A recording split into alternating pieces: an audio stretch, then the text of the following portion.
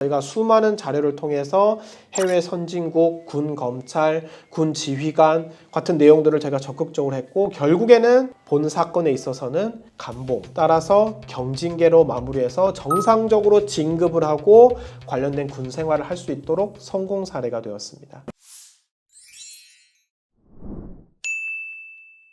안녕하세요. 군 검사, 군 징계교육장교 출신 임성열 변호사입니다. 오늘은 군 간부의 성매매 사건이고, 해당 사건에 대해서 형사 입건이 되어 징계까지 받았던 사건임에도 불구하고 이제 전국적으로 기소유예를 성공적으로 잘 받았으며, 더 나아가 사실 성매매 사건은 기본적으로 정직 이상으로 중징계에 해당하기 때문에 본 사건에 있어서는 저희 변호사들을 통해서 감봉, 즉 경징계로 사건이 마무리돼 성공 사례를 하나 말씀드리고자 합니다. 성매매 사건에 있어서는 어떻게 대처하냐에 따라서, 어떤 상황이냐에 따라서 혐의 없음을 주장이 가능한 사건이 사실 많이 있습니다. 물론 성매매를 해서는 안 되겠죠. 그런데 만약에 내가 성매매를 하다가 실질적으로 현장에서 체포가 되었다, 또는 계좌 이체 내역이 발견되었다 라는 것으로 인해 내가 수사가 개시되는 경우가 정말 많은데요, 내가 해당 사건에 대해서 실질적으로 혐의가 인정될 것이냐는 많은 법적인 쟁점이 있습니다. 따라서 현재 본인이 만약에 성매매 사건으로 수사기관에 연루가 되었다라고 한다면, 내가 여기에 대해서 수사기관에 출석이 내가 소환이 되었고 어떻게 대처할 것이냐는 무작정 경찰 또는 수사기관에 출석을 하다기보다는 여기에 대해서 관련 전문 변호사의 도움을 받아서 혐의를 무조건 인정할 것이냐, 교육 조건부로 기소유예를 받을 것을 목표로 할 것이냐, 아니면 어떠한 성범죄 전력도 남지 않도록 혐의 없음으로 갈 것이냐는 정확한 판단이 필요할 것입니다. 그런데 본 사건에 있어서는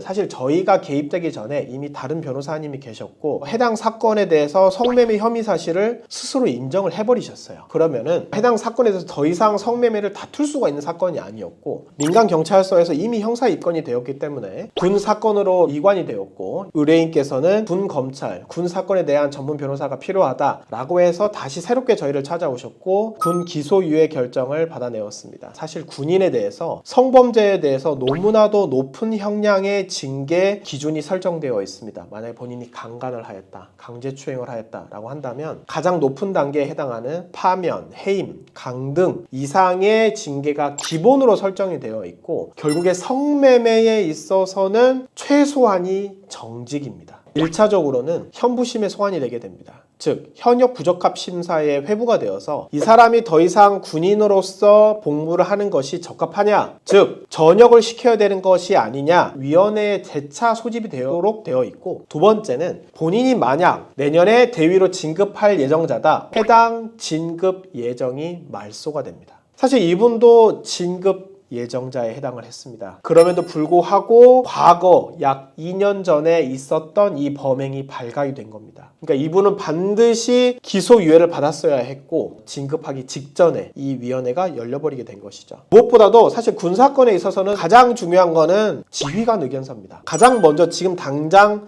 달려가서 상관에게 보고하십시오. 저 성매매 사건 이거 너무 부끄럽고 군부대에서 아무도 모르고 있으면 좋겠는데 저 이거 하면 안 되나? 안 됩니다, 선생님. 무조건 당장 가야 됩니다. 왜? 그분은 선생님한테 지휘관 의견서를 작성해 주실 분이에요. 그렇게 했기 때문에 그래도 지휘관이 저에게 우호적인 상태로 군 징계위원회를 열 수 있었습니다. 두 번째로는 성범죄에 대한 예방에 대한 교육, 거기에 대한 이수를 전부 다 이수하라. 지금까지 해왔던 모든 반성문과 매일매일 반성문을 작성하고, 또 사실 내용을 보면 현재 지금 OECD 국가가 약 한 38개국이 회원국이 있거든요. 그 중에서 성매매를 전면적으로 금지하고 있는 국가는 우리나라, 그리고 리투아니아 국가를 비롯해서 겨우 4개 국가밖에 안 됩니다. 근데 34개국, 즉 90%가 넘는 국가들은 성매매를 우리나라와 같이 전면적으로 금지하고 있지 않아요. 이런 점들을 저희가 여러 말씀을 드렸죠. 봐보세요. 선진국들은 이미 성적 자기결정권을 존중해서 서로 합의하에 거기에 대한 대가를 지불하고 성매매를 하는 것은 다수의 선진국에 대해서는 처벌하지 않고 있다. 그리고 우리나라는 지금 현재 간통죄도 폐지하고 점차적으로 당사자의 성적 자기결정권을 넓혀가고 있다. 근데 이거는 구시대적인 징계 규정이다. 그리고 군 지휘관이 이렇게 주요 보직에 힘들게 써가면서